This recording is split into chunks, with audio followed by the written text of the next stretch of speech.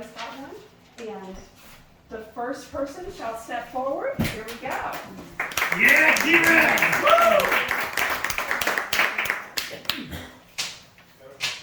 Stand to the right. No, that's the left. The other right. Well, The other wait, right. that On way. the right. Okay. And there's your pointer if you need it. Here's my pointer. Okay. 1 Corinthians 13. If I speak the languages of men and of angels, but do not have love, I am a sounding gong or a clanging cymbal. If I have the gift of prophecy and understand all mysteries, and have all knowledge and all faith, so that I can move mountains, but do not have love, I am nothing. And if I donate all my goods to feed the poor, I give my body to be burned, but do not have love, I gain nothing. Love is patient, love is kind, love is not selfish, is not boastful, is not conceited, does not act improperly, does not keep a record of wrongs, finds no joy in unrighteousness, but rejoices in the truth, bears all things, believes all things, hopes all things, endures all things. Love never ends, but as for prophecies, they will come to an end. As for languages, they will cease. As for knowledge, it will come to an end. For we know in part, and we prophesy in part, but when the perfect comes, the partial will come to an end. When I was a child, I spoke like a child. I thought like a child. I reasoned like a child. When I became a man, I put aside childish things. For now we see indistinctly as in a mirror, but then face to face. Now I know in part, but then I will know fully, as I am fully known. Now these three remain, faith, hope, and love. But the greatest of these is love.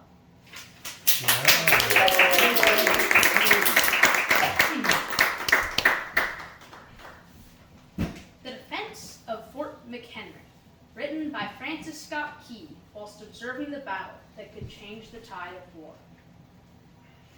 Oh, say can you see, by the dawn's early light, what so proudly we hailed at the twilight's last gleam, whose broad stripes and bright stars through the perilous fight, o'er the ramparts we watched, were so gallantly streaming.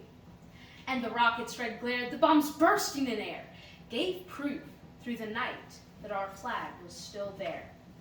Oh, say, does that star-spangled banner yet wave o'er the land of the free and the home of the brave? On the shore dimly seen, through the mists of the deep, where the foe's haughty host in dread silence reposes. What is that which the breeze or the towering steep, as it fitfully blows, half conceals, half discloses? Now it catches the gleam of the morning's first beam, in full glory reflected, now shines on the stream. 'Tis the star-spangled banner, oh long may it wave, o'er the land of the free, and the home of the brave.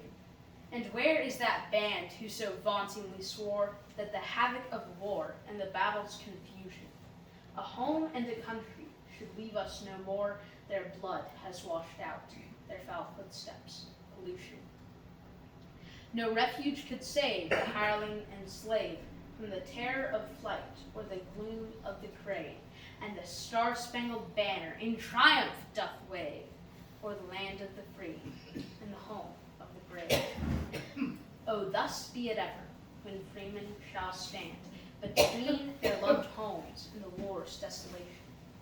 Blessed with victory and peace, may the heaven-rescued land praise the power that hath made and preserved us a nation.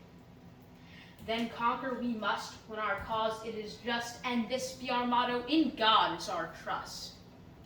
And the star-spangled banner in triumph shall wave for the land of the free and the home of the brave.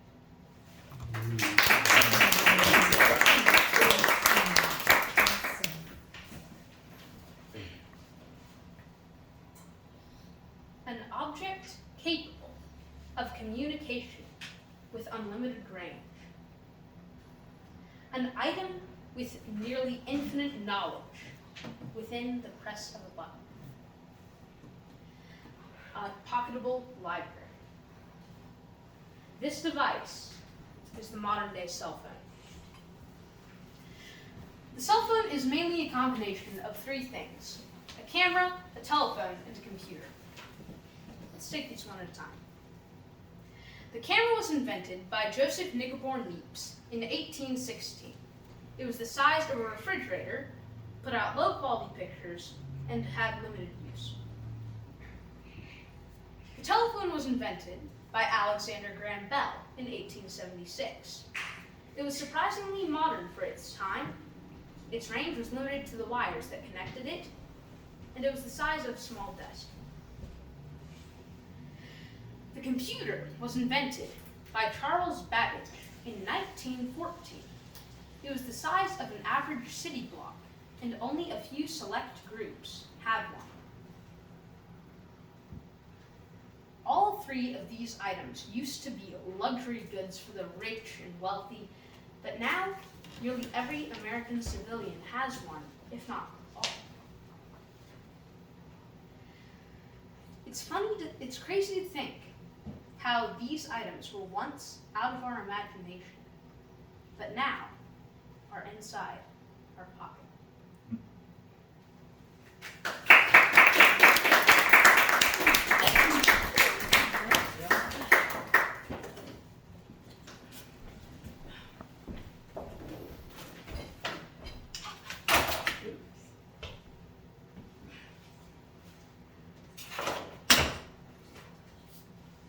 Nikola Tesla and Thomas Edison may be two of the most famous rivals in technological history.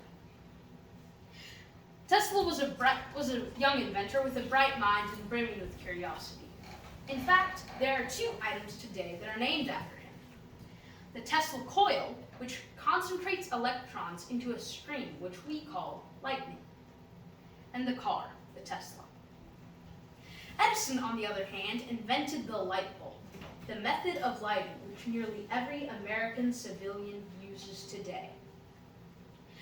Their rivalry was over one thing: electric power. Nikola had come up with the idea of alternating current, or AC. He wanted to make this idea more popularly known, so he went to Thomas Edison in hopes of a partnership. Thomas Edison denied his request. Instead, Thomas Edison believed in DC, direct current, which was his own method of powering which he had invented. Direct current was reliable, but inconsistent. Houses that were closer to the generator would get more power than houses that were further away. With Tesla's invention, on the other hand, that was not the case. The war waged on for nearly a year, until at the Chicago National Fair of 1893, it was decided. Nikola's invention was used to power the fair's lights. Although Edison may have lost that battle, he did not lose the technological war. Edison had been bounding across the timeline, inventing one after another: light bulb, telegraph, movie camera and player, phonograph. Although Edison and Tesla may have been rivals, they both shared one collective goal: to test the boundaries of the world we live in.